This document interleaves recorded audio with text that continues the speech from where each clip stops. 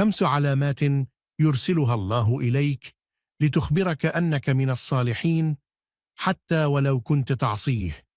هنيئا لمن ظهرت عليه هذه العلامات. إن الإنسان يعيش بين خطيئته وتوبته، بين ضعفه وقوة الإيمان في قلبه، ولكن من رحمة الله بنا أنه لا يتركنا نهيم في حياتنا دون توجيه وإشارات. ومن أعظم هذه الإشارات هي العلامات التي يرسلها الله لعباده ليبشرهم بأنهم من الصالحين، حتى وإن كانوا في لحظات من العصيان. استمروا معنا حتى نهاية الفيديو لتتعرفوا على هذه العلامات، ولا تنسوا قبل ذلك الصلاة على النبي صلى الله عليه وسلم وكتابة تعليق بالصلاة عليه، فإن في ذلك أجرا عظيما، وبه تنتشر البركة ويصل المقطع إلى الآخرين فينتفعوا به. أول علامة قد تراها هي أنك تبدأ تشعر بالندم على أفعالك السيئة، ويتسلل إلى قلبك الشعور بالضيق كلما ارتكبت ذنبا. ذلك الضيق هو صوت قلبك المؤمن الذي يحذرك ويرشدك، وكما قال الرسول صلى الله عليه وسلم: الندم توبة.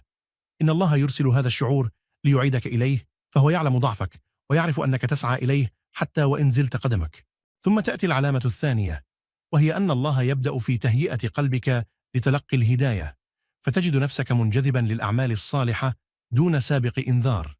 قد تكون جالسا وفجأة يأتيك شعور قوي بالرغبة في قراءة القرآن أو الذهاب للصلاة في المسجد. هذا هو لطف الله بك، فهو يفتح لك أبواب الطاعة بعدما أغلقها العصيان. والعلامة الثالثة هي أن الله يرسل لك من الناس من يذكرك بالله. قد تصادف شخصا ينصحك أو تستمع إلى درس مؤثر يعيدك إلى الصواب. تلك ليست مصادفات، بل هي رسائل من الله يقول لك بها: أنا معك، عد إلي. أما العلامة الرابعة فهي حين ترى أن الأمور التي كانت تبعدك عن الله تبدأ في التلاشي.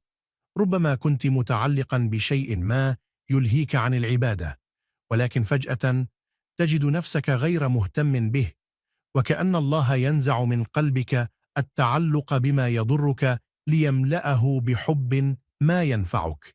وأخيرا، العلامة الخامسة التي تؤكد أنك على طريق الصالحين هي أن الله يبتليك ابتلاءات خفيفة تجعلك تعود إليه.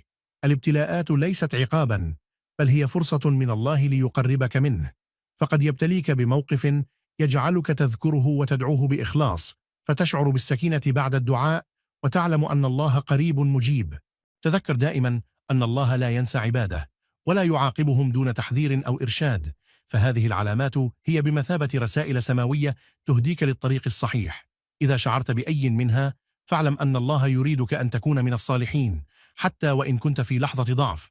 أسأل الله أن يهدينا جميعا إلى سواء السبيل، وأن يرزقنا التوبة الصادقة قبل فوات الأوان. ولا تنسوا أحبتي في الله أن تشاركونا بتعليقاتكم وآراءكم، واشتركوا في القناة ليصلكم كل جديد. نسأل الله لنا ولكم الهداية والثبات. والسلام عليكم ورحمة الله وبركاته.